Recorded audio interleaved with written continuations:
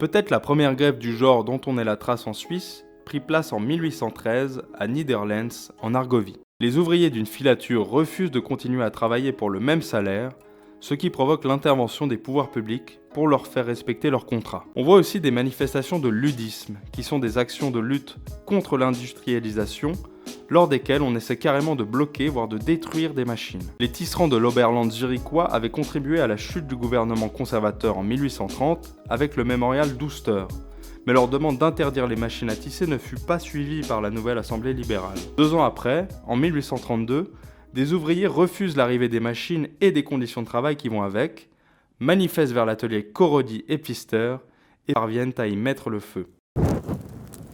C'est le fameux incendie d'Uster. Mais durant toute la première moitié du 19e siècle, les travailleurs peinent à joindre leurs forces efficacement. En effet, de nombreux facteurs les isolent.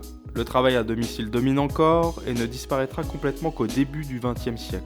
Les premières fabriques sont plutôt petites et dispersées dans les zones rurales. Ça restera d'ailleurs un trait distinctif de l'industrialisation en Suisse, où l'on évitera généralement les énormes exploitations industrielles concentrées dans les villes. En plus, les voyages entre régions étaient rares pour la population pauvre, ce qui ne facilite pas les contacts. Bref, cette classe de travailleurs urbains est tout juste naissante, dispersée, isolée face au capital industriel qui prend forme, et ce n'est que peu à peu qu'elle prend conscience de ses intérêts propres.